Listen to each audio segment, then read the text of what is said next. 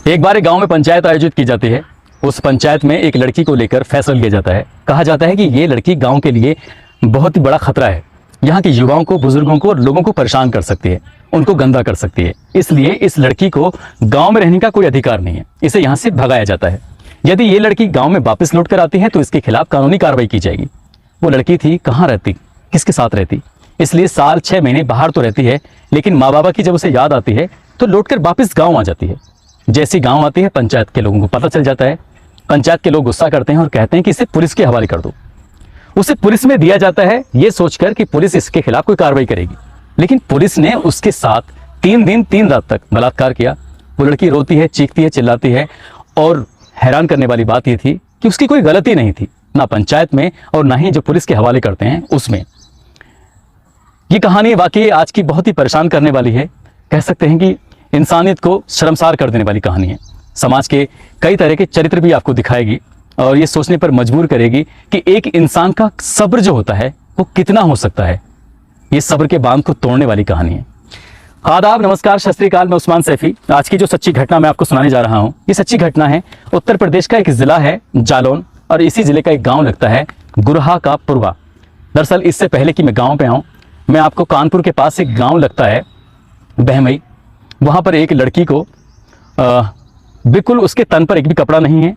बहुत ही दबंग कहें, बदमाश कहें, डकैत कहें, वो लोग इस लड़की को पानी लेने के लिए नल पे भेजते हैं, यानी कुएं पे भेजते हैं और कहते हैं कि जाकर कुएं से पानी लेके आओ। और जैसे ही पानी लेने के लिए चलती है तो उसके तन पर, उसके शरीर पर जो कपड़े थे उन कपड़ों को खींच लिया जाता है। और कपड़ों को खींचने के बाद बिल्कुल नंगा, उसके तन पर एक भी कपड़ा नहीं था, ढकने के लिए था तो सिर्फ महज एक घड़ा। उस घड़े को लेकर वो जाती है पानी भरने के लिए। तभी ऐलान किया जाता है माइक पर और कहा जाता है कि बहमई गांव वासियों, देख लो, ये कोई और नहीं, ये फूलन देवी है। वही फूलन देवी जो खुद को बहुत बड़ी डकैत कहती है, डाकू कहती है। जब ये बात गांव वाले सुनते हैं तो अपने अपने घरों से लोग निकल कर आते हैं। छोटे बच्चे हों, लड़कियां हों, बुजुर्ग हों, महिलाएं हैं, कौन ऐसा सदस्य था जो घर से बाहर झांक कर नहीं देख रहा था। लेकिन उन्होंने अपनी आंखों से, कुछ लोगों ने देखा कि ये तो बिल्कुल इसके तन पर कपड़े नहीं हैं। तो कुछ लोग शर्म से, औरतें, महिलाएं, बच्चे अंदर चले जाते हैं। लेकिन कुछ लोग इस दृश्य को लगातार बरकरार देख रहे थे। वाकई ये कितना भयानक था। इससे पहले कि मैं इस कांड पर आऊं, इस बहमई की पूरे दृश्य पर आऊं, मैं आपको बताता चलूं कि ये लड़की जालौन जिले के गांव गुरहा का पुरवा में 10 अगस्त 1963 को पैदा हुई थी। शुरुआत से ही रिवेलियन टाइप की रही है, बुरी बातों को अब विरोध करने वाली रही है, बुरी चीज को देखकर वो सामने खड़े होकर उसके मुकाबला करने वाली रही है। 2 भाई 2 बहनें हैं, लेकिन 2 भाइयों की ऐसे में ही मौत हो जाती है। उन भाइयों की जब मौत हो जाती है तो घर में सिर्फ 2 बहनें बसती हैं। इसके पिता यानी कि देवी दीन और माँ मूला देवी, इनके पास 6 बीघा जमीन थी, यानी कि 1 एकड़ भूमि। तो इसके सगे ताऊजी को, इसके पिता के बड़े भाई को लगता है कि इस जमीन का ये लोग क्या करेंगे, इसलिए इस जमीन पर कब्जा करने की नीयत से उनके खेत में एक नीम का पेड़ खड़ा हुआ था। उस नीम के पेड़ को काटने के लिए अपने छोटे भाई से कहता है कि भाई ये पेड़ काटना है और इसे पेड़ काटेंगे तो इससे पैदावार बढ़ जाएगी। भाई नहीं चाहता था, यानी कि देवी दीन नहीं चाहता था कि उस पेड़ को काटा जाए, लेकिन बड़ा भाई दबंग था और वो अपने भाई से डर जाता है, विरोध नहीं कर पाता। दबे स्वर में कहता है कि भैया काट लो। लेकिन विरोध कोई करता है तो फूलन देवी विरोध करती है। फूलन देवी की उम्र महज 10 साल के आसपास रही थी। फूलन देवी कहती है कि हम अपने खेत से आपको पेड़ नहीं काटने देंगे, हम अपनी जमीन पर आपको कब्जा नहीं करने देंगे। और इसके लिए वो अपने संग साथ की 9-10 साल 12 साल की जो लड़कियां थी, मोहल्ले की, गांव की, जो उसके साथ थी, दोस्त थी, उनको इकट्ठा करती है और अपने ही ताऊ जी के यानी कि पिताजी के बड़े भाई के घर के ठीक सामने बैठकर धरना प्रदर्शन शुरू कर देती है। उसके ताऊ जी को बहुत बुरा लगता है और उस फूलन देवी को वो मारते हैं, पीटते हैं, उसे घायल कर देते हैं और भगा देते हैं। जमीन पर तो वो कब्जा कर चुके थे, लेकिन शुरू से ही लेकर फूलन देवी का एक ऐसा रुख रहा था कि वो विरोध करती थी। माँ बाप नहीं करते थे, बड़ी बहन इसका किसी भी गलत काम का विरोध नहीं कर पाती थी। तो आखिरकार ऐसे चल रहा है, कभी किसी से शिकायत आती है, किसी से झगड़ा कर लेती है। तो रोज रोज जब घर पे शिकायत आती थी तो उसके पिता देवी दीन परेशान हो जाते हैं। तो सोचते हैं कि इस बेटी की अगर शादी कर देंगे तो हो सकता है ससुराल में ठीक ठाक रहेगी, कम से कम यहाँ शिकायतें तो नहीं आएंगी। इसलिए उस लड़की की शादी की बात की जाती है और महेशपुर की मढ़िया एक गाँव लगता है कई मील दूर, वहाँ इसका एक लड़का ढूंढा जाता है और पुत्ती लाल नाम के लड़के से, यानी कि पुत्ती लाल नाम का एक लड़का है, उससे इसकी शादी की बात कर ली जाती है। शादी हो जाती है और जैसे अमूमन उस ज़माने में शादी होती थी तो शादी की उम्र इस लड़की की होती है 11 साल और जिससे शादी होती है उसकी उम्र होती है लगभग 35 साल में, 3 गुना से भी ज़्यादा उम्र उसकी। और जैसे कि आप पहले बाल विवाह कर लिया करते थे, कई साल के बाद गोना होता था, लेकिन गोना भी हाथों हाथ कर लिया जाता है, साथ ले जाते हैं। साथ ले जाने के बाद जैसे यहाँ खेलती थी, यहाँ कूदती थी, यहाँ बातें करती थी, यहाँ लोगों से मिलती थी, बच्चों से साथ रहती थी, ऐसे ही वो अपने ससुराल में भी वही बच्चों जैसा उसका स्वभाव था। सास को और बाकी लोगों को ये बात पसंद नहीं आती थी। आए दिन रोज शिकायतें होती थी और इसी बात पर फूलन देवी के साथ उसका पति पुत्तीलाल मारपीट करने लगा। मारपीट के साथ साथ वो उसके साथ अब संबंध बनाने की, एक शारीरिक संबंध बनाने की जो एक पति और पत्नी के बीच में होते हैं, वैसे ही कोशिश कर रहा था, लेकिन वो भूल चुका था। इंसानियत उसके अंदर मर चुकी थी। पहली बात तो उसने एक छोटी सी बच्ची से शादी कर ली थी, फिर उसी छोटी बच्ची के साथ उसने सुहागरात मनाई, उसके साथ उसने गलत काम किया। रोज उसका मन करता था वो सुहागरात मनाता था, उसके साथ शारीरिक संबंध बनाता था। वो बच्ची रोती थी, चीखती थी, उस चीखों की आवाज इस चार दीवारी से बहुत दूर तक जाया करती थी, लेकिन कोई भी व्यक्ति उस बात का विरोध नहीं करता था। कोई ये कहने वाला नहीं था कि तुम इस बच्ची के साथ ऐसा क्यों अन्याय कर रहे हो। 1-2 साल ऐसे गुजर जाते हैं, हर दिन उसके साथ ऐसे ही। वो कहती थी मेरे पेट में दर्द हो रहा है, मुझे परेशानी हो रही है, तकलीफ हो रही है, लेकिन उसके पति को उसकी तकलीफ, उसकी परेशानी दिखाई नहीं देती थी। उसका मन करता था कि यहाँ से भाग जाऊं, लेकिन उसे भागने में 2-3 साल का समय लग जाता है। यहाँ से भागकर वो वापस अपनी माँ के घर पहुंच जाती है और माँ से गले लगकर खूब रोती है, गिड़गिड़ाती है और रहम की भीख मांगती कि माँ तुमने मेरी शादी कहाँ कर दी, किससे कर दी, वो मेरे साथ गलत काम करता है, गंदा काम करता है। उसका बाप कहता है कि कुछ टाइम यहाँ रहेगी, वापस से ससुराल भेज देना। वो बार बार अपने बाप से रिक्वेस्ट करती है, हाथ जोड़कर विनती करती है कि बापू मुझे वहां मत भेजो, क्योंकि मेरा जो पति है वो मेरे साथ हैवानियत करता है। बाप उसका समझ नहीं पा रहा था, बाप करता तो क्या करता। गांव में पहले से उसके खिलाफ एक माहौल सा बन चुका था। बाप के पास रोज जो शिकायतें आया करती थी, इसलिए बाप ने शादी करने का फैसला लिया, लेकिन वो लड़की वहां रही नहीं। फूलन देवी वापस लौट के आती है, तो अब 1-2 साल इसका यहाँ गुजरता है तो थोड़ी बड़ी होने लगती है। एक दिन एक गांव के सरपंच का बेटा, यानी कि ठाकुर साहब का एक बेटा, उसकी नजर इस फूलन देवी पे पड़ती है। जंगल में उसे फूलन देवी को वो बुरी नीयत से दबोच लेता है और कहता है फूलन हमें तुमसे प्यार है, हम तुम्हारे साथ कुछ करना चाहते हैं, इस तरह की बातें कर रहा था। फूलन इस बात का विरोध करती है। विरोध कुछ इस कदर होता है कि वो सरपंच के बेटे यानी कि ठाकुर के बेटे को बहुत बुरी तरह से पीट देती है। ठाकुर का बेटा जाकर गांव में अपने परिवार से, अपने रिश्तेदार से सबसे बताता है कि मेरे साथ फूलन ने ऐसा काम किया है। और जब ये बात सामने आती है तो एक गांव में पंचायत आयोजित की जाती है और पंचायत में ये फैसला लिया जाता है कि फूलन को गांव में रहने का कोई अधिकार नहीं है, इसे हम गांव में नहीं रख सकते। यहाँ से ये भगा दी जाती है और इसके पास जाने के लिए कोई रास्ता नहीं था, जाए तो कहाँ जाए। इसलिए वो पास के गांव था, पास के गांव में उसके मौसी का बेटा कैलाश, उस कैलाश मल्लाह के पास इसने रहना सहना शुरू कर दिया। लेकिन कैलाश मल्लाह के साथ ये रहती, कुछ कर दी, इसकी भाभी को भी ऐतराज रहने लगा कि तुम यहाँ क्या कर रही हो, अपने घर जाओ। जब इसे रोज रोज ताने मिलने लगी, परेशान होने लगी, तो उसने आखिरकार वो अपने भाई का भी गांव छोड़ दिया। लेकिन इसी बीच में कुछ बीहड़ के बागियों से इसकी मुलाकात हो जाती है, सरसरी मुलाकात हो जाती है और ये वापस अपने क्या नाम है गाँव वहाँ से आ जाती है। जब गाँव आती है तो यहाँ आने के बाद पंचायत के लोग इसके पुलिस के हवाले कर देते हैं और पुलिस इसके साथ बलात्कार करती है, वैसे ही जैसा इसका पति कर रहा था। पति इसके साथ रोज आए दिन ये रोती थी, चीखती थी, बिलखती थी, कोई आवाज किसी की उसकी परेशानी किसी को समझ में नहीं आ रही थी। ठीक वैसे ही पुलिस वाले भी इसके साथ वैसे करने लगे। आखिरकार करे तो क्या करे, वहां से 3 दिन रहती है, छूट कर आती है। अभी घर पहुंची ही थी कि बागियों का एक बेड़ा उसके गाँव में आ जाता है, गुरहा के पूर्वा में। और यहाँ आने के बाद यानी कि बाबू गुजर नाम का डकैत अपनी पूरे गैंग के साथ यहाँ पे आता है, कहता है कि तुम फूलन तुम हमारी पकड़ो, हमने तुम्हें आज़ाद कराया है, हमने तुम्हें छुड़वाया है, पुलिस को हमने पैसे दिए हैं। और वो फूलन को अपने साथ लेके चला जाता है। माँ बाप और भी परिवार के लोग थे, वो विरोध करते हैं, लेकिन पुलिस ने बदमाशों की, डकैतों की बंदूकों के सामने आखिरकार किसकी चलती है। फूलन को वो अपने साथ ले जाता है और साथ ले जाने के बाद 1-2 दिन तो ऐसे ही रहते हैं, लेकिन कुछ टाइम के बाद उसके साथ वो वैसे ही घिनौना कृत्य करने लगता है जो कि पुलिस ने किया था। पुलिस ने जैसे बलात्कार किया था वैसे ही आए दिन जब भी उसका मौका मिलता था तभी उसके साथ बाबू गुजर बलात्कार करता था। वो वहाँ भी चीखती थी, वहाँ भी रोती थी, बिलखती थी। एक दिन ऐसे ही उसके साथ वो गंदा काम कर रहा था बाबू गुजर, और इसी के ग्रुप का यानी कि इसी की बिरादर का, ये मल्लाह बिरादरी से ताल्लुक़ रखती है फूलन देवी। तो मल्लाह बिरादरी के कुछ लोगों ने इस बात का विरोध किया कि आखिरकार बाबू गुजर रोज रोज इस लड़की के साथ इतना घिनौना कृत्य करता रहता है, इसको शर्म नहीं आती, इसकी उम्र से भी बहुत छोटी है, इसे रोकने की कोशिश की जाए। तब इसके लिए विक्रम मल्लाह कहता है कि मैं इसका विरोध करूंगा। और एक दिन ऐसा ही होता है, कहा सुनी हो जाती है बाबू गुजर से। बाबू गुजर इन डकैतों का गिरोह का सरदार था, सरदार से बहसबाजी हो जाती है, गोली चल जाती है। विक्रम मल्लाह उसकी गोली मारकर हत्या कर देता है। और जैसी हत्या करता है तुरंत ये जो गुट है, ये गैंग है, ये आपस में बिखराव पैदा हो जाता है। ये दो हिस्सों में बढ़ जाता है, एक ठाकुरों का गैंग था और एक गैंग बन जाता है मल्लाहों का। मल्लाह और ठाकुर जब आपस में झगड़ने लगते हैं, बिखरने लगते हैं, तो यहाँ कई लोग मारे जाते हैं और विक्रम मल्लाह इस गैंग पर पूरी तरह से अपना काबिज हो जाता है, कब्जा कर लेता है। कहता है कि जो भी विरोध करेगा उसको मार दिया जाएगा। इसलिए विक्रम मल्लाह के लोग साथ हो जाते हैं। अब यहाँ पर सब कुछ ठीक होने लगता है। फूलन देवी के जो बुरे दिन थे वो कहीं ना कहीं अब अच्छे दिन की तरफ आने लगते हैं। लेकिन फूलन देवी उस गैंग का हिस्सा बन जाती है और ये एक ऐसी लड़की थी जो उस गैंग में अकेली महिला थी, बाकी सब के सब उसमें पुरुष थे। ये लूटपाट, डकैती, इस तरह की घटनाओं को अंजाम दिया करते थे, राहजनी जैसी घटनाओं को अंजाम देते थे। तब उसे याद आता है, वो सोचती है कि क्यों ना उसके पति ने जो उसके साथ गलत काम किया है, तो वो अपनी पूरे गैंग के साथ जाती है महेशपुर की मढ़िया। वहां जाके पुत्तीलाल से मिलती है तो पता चलता है कि पुत्तीलाल की शादी हो चुकी है। पुत्तीलाल की शादी हो चुकी थी दूसरी, उसने पहली पत्नी यानी कि उसकी फूलन देवी थी। वहां जाती है और जाने के बाद अपने पति को बाहर खींच कर निकालती है और उसको बहुत बुरी तरह से मारती है, पीटती है और उसको बांध कर एक पेड़ से और बहुत बेइंतहा तरीके से उसको लाठी डंडों से, बंदूक की बट से जितना मार सकती थी उतना मारती है। गांव वालों को आवाज लगाती है, कहती है गांव वालों इधर आओ।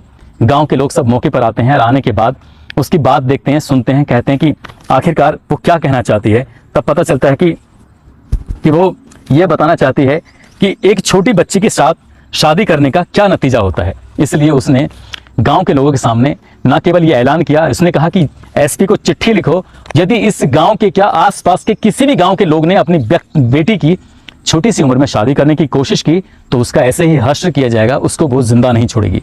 इसलिए वो लेटर आज भी शायद इतिहास के पन्नों में है और उसके बारे में कई बार इसका जिक्र आता है और ये मैसेज दूर दूर तक फैल जाता है। तब शायद बच्चियों की शादियों पर लोगों ने अंकुश लगाना भी शुरू कर दिया था। ये सब कुछ ठीक चल रहा था, लेकिन ये बाबू गुजर का जो गैंग है, इस गैंग के दो डकैत, एक का नाम श्री राम और दूसरा लाला राम, ये दोनों पुलिस की मुखबरी के चलते ये जेल चले जाते हैं। और जब जेल से छूट कर आते हैं तो इन्हें पता चलता है कि बाबू गुजर को विक्रम मल्लाह ने मार दिया है और मल्लाह उसका गैंग का लीडर बन चुका है और एक महिला के चक्कर में आके। तब जब वो जैसे जेल से छूट कर आते हैं श्री राम और लाला राम, तो सीधा वो पहुंचते हैं अपने गैंग के लोगों से मिलते हैं। विक्रम मल्लाह उनका स्वागत करता है। तभी वो पहली बार फूलन से मिलते हैं, फूलन देवी से बातचीत करते हैं और वो भी, उनकी भी वही नियत थी जैसे बाबू गुजर की थी, वो भी उसके साथ वैसे ही करना चाहते थे। लेकिन फूलन देवी उसको यहाँ गाली दे बैठती है, विरोध कर बैठती है। जैसे विरोध करती है, गाली देती है, तो ये बात लाला राम और श्री राम को बहुत ज़्यादा बुरी लगती है और यहाँ से वो प्लानिंग करते हैं मौका पाते ही। इस बीच में विक्रम मल्लाह जो होता है ना केवल लूट डकैती जैसी घटनाओं को अंजाम देता है, बल्कि फूलन देवी को ट्रेनिंग भी देता है कि कैसे हथियार चलाए जाते हैं, कैसे डकैती डाली जाती है, कैसे अपने काम किए जाते हैं। उधर श्री राम और लाला राम मौके की तलाश में थे और उन्हें एक मौका मिलता है और मौका मिलते ही वो इसकी हत्या कर देते हैं, यानी गोली मारकर इसको मार देते हैं। विक्रम मल्लाह मार दिया जाता है और ये फूलन देवी को श्री राम और लाला राम यहाँ पर अपने कब्जे में ले लेते हैं। और वैसे ही जैसे बाबू गुजर के मरने के बाद गैंग दो गुटों में बट चुका था, ठाकुर और मल्लाह गुट में, तो ठीक यहाँ भी ठाकुर थे और मल्लाह थे। यहाँ कई लोगों को मार दिया गया, कई मल्लाह वहाँ से अपनी जान बचाकर भाग जाते हैं। फूलन देवी को लेके जाते हैं कि बहमई गांव, जो कि कानपुर के एकदम बहुत करीब लगता है, पास लगता है। वहाँ जाकर बहमई गांव में एक घर में रखते हैं। लगभग 22 लोग 21 दिन तक बारी बारी से उसके साथ बलात्कार करते हैं। रोज उसके साथ एक एक दिन में 10-10, 20-20 लोग आते थे, जाते थे, उसके साथ गलत काम करते थे। ये कह सकते हैं कि लाइन सी लगी हुई थी, एक आ रहा है एक जा रहा है। उसके हाथ बंधे हैं और हाथ बंधे होने के बाद उसके मुंह में कपड़ा ठूंस देते हैं, उसके लिए खाने को कुछ नहीं देते। वो रोती है, बिलबिलाती है, बिलकती है, माफ़ी मांगती है, कहती छोड़ दो मुझे, लेकिन कोई नहीं छोड़ता। 21 दिन तक वही 22 लोग। ये भी बताया जाता है कि जब किसी बच्चे का भी मन कर रहा था तो बच्चा भी उसके साथ ऐसी गलत काम करके, एक बुजुर्ग भी ऐसी गलत काम करके, हालांकि 22 लोगों का रिकॉर्ड है, लेकिन ऑफ द रिकॉर्ड ये भी कहा जाता है जिसने जिसका जितना मन करा उतना उसने उसके साथ मुंह काला किया था। और ये मुंह काला कराने में कोई और नहीं, श्री राम और लाला राम दोनों थे। लगभग इसी बीच में एक इन्हें मौका मिलता है ये गांव वालों को एक संदेश देने के लिए, बताने के लिए कि फूलन ने ठाकुरों को गाली दी थी, इसलिए उसके साथ ऐसा काम किया जा रहा है। या विक्रम बाबू गुज्जर को इन्होंने मारा था, इसकी वजह से मरा है, इसलिए मैसेज दिया जा रहा है। उसके तन पर एक भी कपड़ा नहीं है और सीधा से लेके जाया जाता है कुएं के पास। कहा जाता है कि जाओ पानी भर के लेके आओ। ये पानी भरने जरूर जाती है, लेकिन इसके तन पर जब कपड़ा नहीं था तो गाँव के लोगों को इकट्ठे किया जाता है और इकट्ठा करने के बाद गाँव के लोगों से कहा जाता है देखो ये मल्लाह की बेटी है, इसने हमें गाली दी थी, हमारे एक आदमी को मारा था। पूरे गांव के लोग यही तमाशा अपनी आंखों से जब देखते रहते हैं तो उन्हें वाकई दुख होता है, तकलीफ होता है, लेकिन कोई विरोध नहीं कर पाता। ये वाकई हैरान करने वाली बात थी। और उस लड़की को, इस फूलन देवी को फिर से उसी कमरे के अंदर बंद कर दिया जाता है और जो सिलसिला चल रहा था बलात्कार करने का, वही सिलसिला फिर से शुरू हो जाता है। इसी बीच में जिनके गैंग के कुछ लोगों ने अपनी जान बचा के भागे थे, तो ये वाली बात जब कुएं से पानी भरने वाली बात थी, तो एक गांव से दूसरे, दूसरे से तीसरे, तीसरे से चौथे गांव में इस तरह से खबर आग की तरह फैल जाती है। तो पता चलता है कि फूलन देवी जिंदा है और बहमई गांव में है। मल्लाह गैंग के कुछ लोग इसे यहाँ से निकाल के बहमई से लेके चले जाते हैं 21वें दिन, और ले जाने के बाद उसे अपने साथ ले जाते हैं। और वो डरी हुई होती है, परेशान होती है। तब कहीं जाकर उसकी हिम्मत बढ़ाते हैं और कहते हैं कि तुम्हें परेशान होने की जरूरत नहीं है, हम एक मिलकर एक गैंग बनाते हैं। तो मल्लाह जाति के लोग मिलकर एक गैंग बनाते हैं और फिर वो लूटपाट ऐसी कुछ घटनाओं को अंजाम देना शुरू कर देते हैं। जब इसका गैंग बढ़ जाता है, बड़े रूप में आ जाता है, तब ये फिराक में थी श्री राम और लाला राम के, जिन्होंने इसके साथ ऐसा घिनौना कृत्य किया था, जिन्होंने क्या इसके प्रेमी विक्रम मल्लाह को मौत के घाट उतारा था। तभी इसे पता चलता है कि बहमई गांव में एक राजपूत समाज में शादी ब्याह चल रही है। और ये पता चलता है कि उसी गांव के अंदर श्री राम, लाला राम दोनों आते हैं। तब यहाँ से पूरी गैंग के साथ ये इस गांव में जाते हैं और पुलिस के भेष में जाते हैं ताकि कोई इन्हें पहचाने ना। और वहाँ जाकर ये उसी घर में घुस जाते हैं जिस घर में शादी समारोह चल रही थी। लोगों में हड़कंप मच जाता है। जाहिर सी बात है, जब डकैत आते हैं, डकैतों को देखने के बाद घबराहट भी होती है। वहाँ से एक एक करके व्यक्तियों को, लोगों को बाहर निकालते हैं। लेकिन यहाँ पर उस 20-22 लोगों में से एक भी ना तो श्री राम लाला था और ना श्री राम था, ना ही लाला राम था। उनमें से कोई नहीं था। बाकी गांव के वैसे लोग थे, इनोसेंट लोग थे। लेकिन इनोसेंट में भी 2 लोग ऐसे थे जिन्होंने उन 22 लोगों का हिस्सा रहे थे, जिन्होंने क्या उसके साथ बलात्कार जो किया था। अब यहाँ पर इन लोगों को वो एक जगह खड़ा करते हैं। खड़ा करने के बाद वो बार बार चीखती है, चिल्लाती है, ठीक वैसे ही जैसे क्या कुएं पे पानी भरने के दौरान लाला राम और श्री राम चिल्ला रहे थे। वो कहती है कि गांव वाले बाहर निकल के देखो, ये वही लोग हैं जब मेरे साथ बलात्कार हो रहा था, मेरे साथ घिनौना कृत्य हो रहा था, तब पूरे गांव में से एक भी व्यक्ति नहीं बोला था। तो इसलिए वो विरोध करती है, उन्हें मारती है, पीटती है और तभी अपने लोगों से कहती है कि इन्हें गोली चला दो। और जब गोली चलती है तो गोलियां धड़ाधड़ गोली चलती रहती हैं। कुछ ही देर में जो वहाँ पर लोग खड़े हुए हैं उनकी लाशें गिर जाती हैं और बहमई में 22 लोगों को मौत के घाट उतार दिया जाता है। जब ये खबर इलाके में फैलती है, पूरे प्रदेश में नहीं पूरे देश में फैल जाती है कि एक महिला डकैत ने, जिसका नाम फूलन देवी है, उसने एक साथ ठाकुर समाज के 22 लोगों को एक ही जगह पर भून दिया है, मार दिया है। और फिर सरकार पर इतना दबाव बनता है कि सरकार, यानी कि उत्तर प्रदेश के मुख्यमंत्री थे बीपी सिंह, वो इस्तीफा दे देते हैं अपने पद से। और उन दोनों प्रधानमंत्री थी इंदिरा गांधी, उन पर भी बेहिसाब दबाव बनने लगता है। फिर यहाँ से प्लानिंग शुरू होती है कि किसी भी तरकीब से, किसी भी सूरत में फूलन देवी को जिंदा पकड़ा जाए या मरा पकड़ा जाए, लेकिन पकड़ा जरूर जाए, गिरफ्तार किया जाए। फिर यहाँ से पुलिस फोर्स, आर्मी, जो भी फोर्स की मदद ले सकते थे, बिहार के एक एक कोने कोने को खंगाल मारते हैं। लेकिन फूलन देवी हाथ नहीं लगती है, बल्कि उसके गैंग के कई लोगों को वे ऐसे ही मार दिया जाता है, एनकाउंटर कर दिया जाता है। तब एक एसपी हैं राजेंद्र चतुर्वेदी, जो कि इंदिरा गांधी से मुलाकात करते हैं, कहते हैं कि मैं कोशिश कर सकता हूं फूलन देवी को सरेंडर कराने के लिए। 2 साल लग जाते हैं। ये जो बहमई का जो कांड होता है 14 फरवरी 1981 को होता है। इस घटना के जब इसके साथ बहमई में कांड होता है, ठीक 7 महीने के बाद वो अपने बदला लेती है। अपने उसके ये भी बताते चलें कि विक्रम मल्लाह ने कहा था कि अगर किसी को मारना है तो 1-2 को मत मारना, कम से कम 20-22 को मारना, इससे नाम होगा तेरा और बहुत बड़ी डकैत कहलाई जाएगी।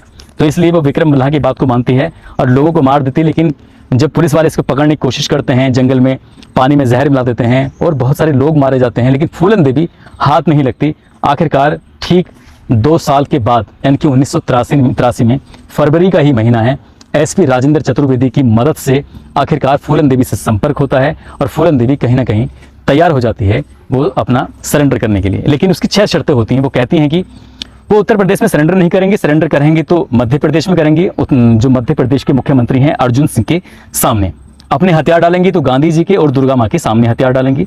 साथ ही फांसी की सजा नहीं दी जाएगी और 8 साल से ज़्यादा वो जेल में नहीं रहेंगी। परिवार के सदस्य मौजूद रहेंगे और साथ ही परिवार के लोगों को सर्वाइव करने के लिए उन्हें ज़मीन दी जाए और पेंशन दी जाए। जब विक्रम मल्लाह के वो साथ थी, तो विक्रम मल्लाह के साथ रहने के साथ साथ उसने खासकर अपनी ही बिरादरी के लोगों की बेइंतहा मदद करनी शुरू कर दी थी। गांव-गांव शादियां कराती थी, गांव-गांव लोगों की मदद करती थी, पैसे पहुंचाती थी। इधर बड़े लोगों से लूटपाट होती थी, गरीबों में वो मदद कर दी करती थी। तो फूलन देवी के चाहने वालों की संख्या भी बहुत ज़्यादा बढ़ जाती है। और जब ये 1983 में दिन आता है फूलन देवी के सरेंडर करने का, तो सरेंडर तो वो कर देती है, लेकिन सरेंडर करने के दौरान लगभग 300 पुलिस वाले आ जाते हैं और एक मंच सजाया जाता है। मध्य प्रदेश के मुख्यमंत्री अर्जुन सिंह होते हैं, साथ ही कई बड़े ऑफिसर वहाँ पर मौजूद होते हैं। लेकिन ये पुलिस वालों को बिल्कुल भी इस बात का अंदाज़ा नहीं था कि 15,000 से ज़्यादा लोगों की भीड़ यहाँ पर आ जाएगी। और इतनी सारी भीड़ की संख्या में ये वही लोग थे जिनकी फूलन देवी मदद किया करती थी। घर घर में जो उन्होंने अपनी पहचान बनाई थी मदद करने की वजह से, उन लोगों के सामने वो मदद करते हैं। वो पब्लिक वहाँ पर आ जाती है और तब कहीं जाकर वो सरेंडर करती हैं और सारी शर्तें मान ली जाती हैं। इंदिरा गांधी शर्तों को स्वीकार कर लेती हैं। और 1994 में लगभग 11 साल जेल में रहने के बाद, 11 साल तक इस मामले की कोई सुनवाई नहीं होती है, कोई इसमें पैरवी नहीं होती, कोई केस नहीं लड़ता है। और 11 साल के बाद जब ये पेरोल से बाहर छूट के आती हैं 1994 में, तब 1995 में मुलायम सिंह यादव ने फूलन देवी पर लगे 48 मुकदमे, लूट, हत्या, डकैती के जो आरोप थे उनको सबको वापस ले लिया। और तब कहीं जाकर इसको एक मौका मिलता है और 1995 में ये शादी कर लेती हैं। और तभी एक मौका और मिलता है मिर्ज़ापुर से सांसद बनने का। सांसद बनती हैं, लेकिन वो सांसद ज़्यादा दिन तक रह नहीं पाती और इलेक्शन फिर दोबारा से होते हैं। और 1998 में एक बार फिर से इलेक्शन लड़ती हैं, लेकिन इस बार वो इलेक्शन लड़ नहीं पाती क्योंकि हार जाती हैं। 1999 में फिर से एक बार इलेक्शन होता है और मिर्ज़ापुर से फिर से सांसद बन जाती हैं। यानी कि 2 बार वो सांसद बन जाती थी। और सांसद बनने के बाद सब कुछ ठीक चल रहा है, लोगों के बीच में रहती हैं। अब वो पहले तो देश की जानी मानी डकैत रही थी, अब देश की जानी मानी सांसद बन जाती हैं। सब कुछ ठीक चल रहा था। 25 जुलाई 2001 को वो जब अपने सरकारी बंगले पर थी दिल्ली के अंदर, तभी 3 लोग आते हैं, उनके साथ रहते हैं, खाते हैं, पीते हैं। कुछ खीर बनाई थी और खीर बनाने वाला भी अपने हाथ से खीर बनाता है, खाता है। तभी मौका मिलता है। तीनों नकाबपोश थे और जो दूसरी बार में आते हैं, और दूसरी बार में आने के बाद तीनों नकाबपोश ताबड़तोड़ गोलियां बरसानी शुरू कर देते हैं। गोलियां यहाँ फूलन देवी को लगातार लग रही थी। साथ ही उनके बीच बचाव के लिए बलविंदर सिंह जो इनके सुरक्षा गार्ड होते हैं वो भी आते हैं। एक गोली उनको भी लग जाती है और वो भी घायल हो जाते हैं। लेकिन फूलन देवी को इससे पहले कि राम मनोहर लोहिया अस्पताल में लेके जाते, तब तक वो मर चुकी थी। और जैसे ये बात पुलिस प्रशासन को पता चलती है, सरकार को पता चलती है, तो जाहिर सी बात है हड़कंप मच जाता है कि फूलन देवी की किसी ने हत्या कर दी है। 3 अज्ञात लोग थे और तीनों के तीनों ने अपने चेहरे को कवर किया होता। इससे पहले कि पुलिस उन्हें ढूंढती, पता करने की कोशिश करती, तभी एक व्यक्ति आता है सामने, कहता है कि मेरा नाम शेर सिंह राणा है और मैंने अपने उन 22 ठाकुरों की जो हत्या की थी, अपनी ही बिरादरी के लोगों की हत्या के मामले में जो फूलन देवी ने हत्या की थी, उनका मैंने बदला ले लिया है। और वो एक व्यक्ति आकर इस बात की जिम्मेदारी ले लेता है। हालांकि पुलिस इस मामले में और भी कार्रवाई वगैरह करती है। इस घटनाक्रम की पूरी जानकारी जो मैंने एक वीडियो पहले बना चुका हूँ, उसका लिंक मैं इस वीडियो के साथ शेयर कर दूंगा। आप उस कहानी को दूसरी में देख सकते हैं। लेकिन वाकई फूलन देवी की जो पूरी कहानी है, 37 साल का जो उसका इतिहास रहा है, वो बहुत ही भयानक रहा है। ऐसी कौन सी जगह थी जहाँ उसको छला नहीं गया, जहाँ उसके साथ गलत काम नहीं हुआ, जहाँ उसके साथ बुरा काम नहीं हुआ। समाज के लोगों ने भी उसको कहीं अच्छी नज़र से नहीं देखा, बल्कि परेशान ही किया। और उसके सब्र की इंतहा थी। यही कारण था कि उसने फिर एक नहीं लगभग 20-22 लोगों की हत्याएं कर दी थी। वो कहती थी कि अगर ये लोग चाहते तो उसके साथ जो घिनौना कृत्य हुआ था लगभग 21 दिन एक ही कमरे के अंदर, तो ये लोग रोक सकते थे, लेकिन किसी ने रोकने की कोशिश नहीं की। दोस्तों, इस घटनाक्रम को सुनाने का उद्देश्य किसी को परेशान करना नहीं है, किसी का दिल दुखाना नहीं है, बल्कि आपको जागरूक करना है, आपको सचेत करना है। आप जहां भी रहें अपना ख्याल रखें, सुरक्षित रहें। जय हिंद, जय भारत।